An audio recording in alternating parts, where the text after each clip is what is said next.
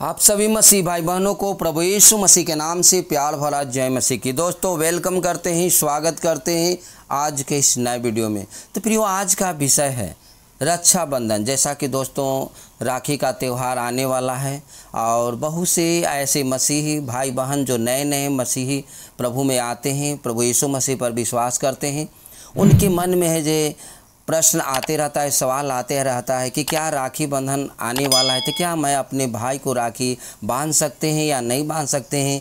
या बहुत से नए मसीही भाई हैं तो उनको मन में ये सवाल प्रश्न आते रहता है कि क्या मैं अपने बहन से राखी बंधा सकते हैं या नहीं बंधा सकते हैं। क्योंकि दोस्तों सब लोग को पूरे परिवार प्रभु में नहीं रहते हैं। जैसा कि अगर भाई हैं मसीह में तो उनकी बहन मसीह में ना भी रहते हैं, या तो उनके बहन प्रभु यीशु मसीह को मानते हैं तो उनके भाई भी नहीं मानते हैं। ऐसा बहुत जगह अक्सर ऐसा होता है और उन लोगों को बीच में है जो ये सवाल आते रहता है कि क्या मेरे बहन है जो प्रभु यीशु मसीह को नहीं मानती है और मेरे पास वो राखी बंधाने के लिए आएगी तो क्या मैं उससे राखी बंधवा सकते हैं या नहीं बंधवा सकते हैं। या बहुत से ऐसे बहन के मन में आते रहता है क्या मेरे भाई है जो राखी उसको नहीं बांधेंगे तो कैसा मानेगा, इसलिए उसे मैं राखी बांध सकता हूं या नहीं बांध सकता हूं। तो दोस्तों ये सारी बहुत तरह से मन में सवाल आते रहता है और नए नए जो विशेष करके खास करके जो प्रभु यीशु मसीह में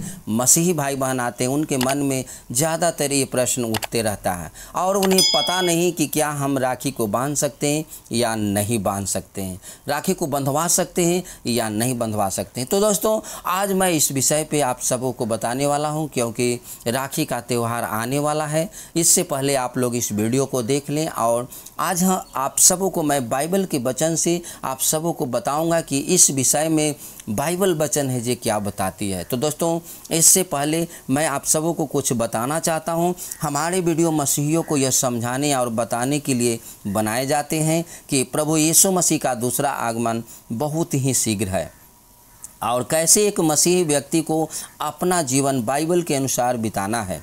और उन लोगों के लिए भी बनाए जाते हैं जो जीवित और सच्चे परमेश्वर को खोज रहे हैं। किसी व्यक्ति या धर्म की आलोचना करना हमारा उद्देश्य बिल्कुल भी नहीं है। तो दोस्तों हम ये वीडियो उन्हीं लोगों के लिए बनाए हैं जो यीशु मसीह पे विश्वास करते हैं। तो दोस्तों चलिए हम वीडियो को शुरू करते हैं। इससे पहले आप वीडियो को लाइक कर दें, चैनल पे नए हैं चैनल को सब्सक्राइब कर दें और वीडियो अच्छा लगा तो वीडियो को शेयर कर दें ताकि जो जानकारी आपको मिलती है वही जानकारी अन्य मसीह भाई बहनों को मिल सके। तो चलिए दोस्तों हम वचन को ओर चलते हैं। मैं आप सबों को बीच में एक वचन को देना चाहता हूँ। रोमियो 12 अध्याय के 2 आयत बताती है, और इस संसार के सदृश न बनो परंतु तुम्हारी बुद्धि के नए हो जाने से तुम्हारा चाल चलन भी बदलता जाए, जिससे तुम परमेश्वर की भली और भावती और सिद्ध इच्छा अनुभव से मालूम करते रहो। तो दोस्तों वचन यहाँ साफ साफ कहता है कि इस संसार की सदृश न बनो, यानी इस संसार के देखा देखी न करो। जैसा कि दोस्तों आप प्रभु यीशु मसीह में आने से पहले कर रहे थे, प्रभु यीशु मसीह को जानने से पहले आप कर रहे थे, प्रभु यीशु मसीह को आप ग्रहण करने से पहले वो कामों को कर रहे थे। जब आप प्रभु यीशु मसीह में आ गए तो आप है जो संसार के सदृश ना बने। जैसा कि आगे वचन बताती है कि तुम्हारी बुद्धि को नए हो जाने से तुम्हारा चाल चलन भी बदलता जाए। तो दोस्तों आपके जीवन में बदलाव होना चाहिए। जब आप प्रभु के पास आए हैं तो आपका बुद्धि नए हो जाने से आपका चाल चलन भी बदलता जाए, जिससे तुम परमेश्वर की भली और भावती और सिद्ध इच्छा को अनुभव मालूम करते रहो।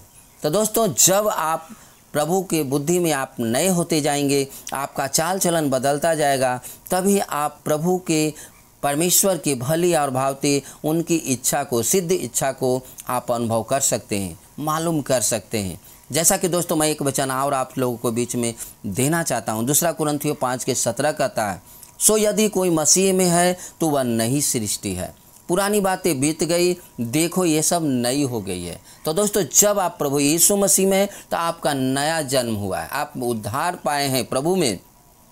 जैसा कि दोस्तों जब प्रभु यीशु मसीह के पास लोग आते हैं तो उन्हें बपतिस्मा लेते हैं और वो बपतिस्मा पानी से दिया जाता है, इसलिए दिया जाता है कि वो आप जब पानी में डुबकी लेते हो तो आपका पुराना जो मनुष्य तत्व है, पुराना जो काम है, वो सब उसमें आप मार देते हो, अपने आप को मर जाते हो। और जब उससे बाहर निकलते हो तो आपका नई सृष्टि है, नया जन्म है, और वो नया जन्म प्रभु में आगे बढ़ने के लिए है। पुरानी बातें आपकी बीत जानी चाहिए और देखो ये सब नई हो गई है जो आपके लिए। जैसे एक नए जन्मे हुए बच्चे को देखते हैं कि जब वो पैदा लेता है तो वो अपने माता के और पिता के वो शिक्षा में आगे को बढ़ता जाता है और वो सीखते जाता है। वैसे ही प्रियो, जब आप प्रभु यीशु मसीह में आप जन्म लिए हो, प्रभु यीशु मसीह में आप उनको अपने गुरु और वो अपनी स्वामी के रूप में अपनाए हो, तो उनमें आपको आगे बढ़ना है। उनके शिक्षा, उनके आज्ञा और उनके इच्छा के अनुसार आपको बढ़ते जाना है।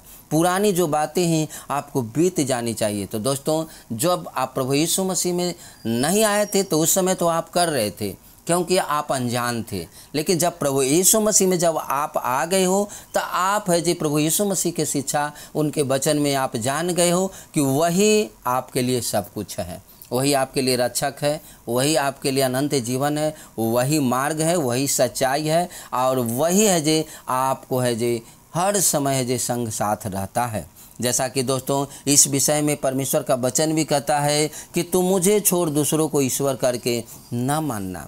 निर्गमन 20 के 3 आयत में कहता है कि तुम मुझे छोड़ दूसरों को ईश्वर करके न मानना। तो जब आप जान गए हो कि हमें प्रभु को छोड़ करके हमें किसी और को ईश्वर के रूप में नहीं मानना है, तो दोस्तों वो जो रक्षा बंधन है उस पर आपको विश्वास नहीं होना चाहिए। आपका विश्वास प्रभु यीशु मसीह पे होना चाहिए, आपका विश्वास परमेश्वर के वचन पे होना चाहिए, क्योंकि दोस्तों आप प्रभु के पास आए हो। जैसा कि यूहन्ना 8 के 31 और 32 कहता है, तब यीशु ने उन यहूदियों से जिन्होंने उनकी प्रतीति की थी कहा, यदि तुम मेरे वचन में बने रहोगे तो सचमुच मेरे चेले ठहरोगे। तो दोस्तों बहुत से जो यहूदी लोग थे प्रभु यीशु मसीह पर वो विश्वास किए थे, वो प्रतीत किए थे, और उस समय प्रभु यीशु मसीह ने कहा कि यदि तुम मेरे वचन में बने रहोगे तो सचमुच मेरे चेले ठहरोगे। तो प्रियो, अगर आप प्रभु यीशु मसीह पे विश्वास करते हैं तो उनके वचन में बने रहना होगा, और जब उनके वचन में आप बने रहेंगे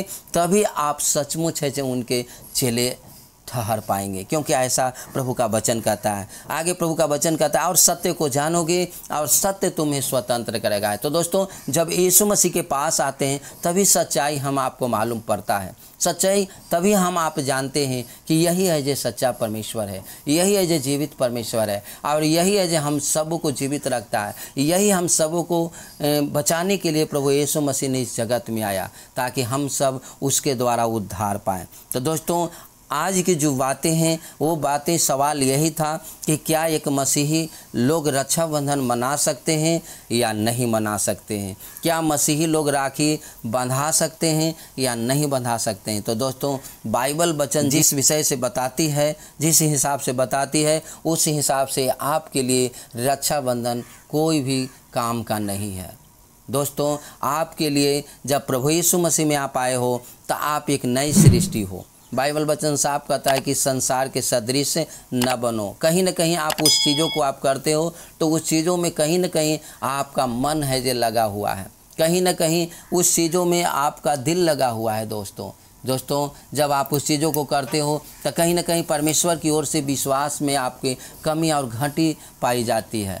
जैसा कि दोस्तों हम आप सब जानते हैं कि परमेश्वर मन की बातों को जांचने वाला है। इसलिए प्रियो उन सारी चीज़ों से आप दूर हों और प्रभु में आगे बढ़ें, प्रभु के वचन में आगे बढ़ें। और जब आप प्रभु के वचन में आगे बढ़ेंगे तो प्रभु अपनी इच्छा को भली और भांति आपको ज़रूर बताएंगे। तो दोस्तों मैं विश्वास करता हूँ कि आज के जो वीडियो है उस वीडियो से प्रभु ने आपसे बातें की हैं। अगर आपको समझ में नहीं आया फिर से इस वीडियो को दोबारा देखें और इस वचन को पढ़ें और मनन करें, प्रार्थना करें। प्रभु आपको ज़रूर बताएंगे, क्योंकि सबको समझाने वाला और बताने वाला पवित्र आत्मा है, वही है जो आपको बताएगा। तो दोस्तों मैं विश्वास करता हूँ कि इस वचन से आप आशीष को पाएँ।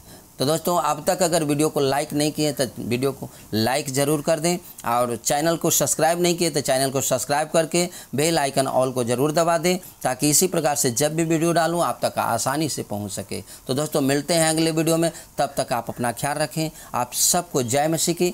God bless you.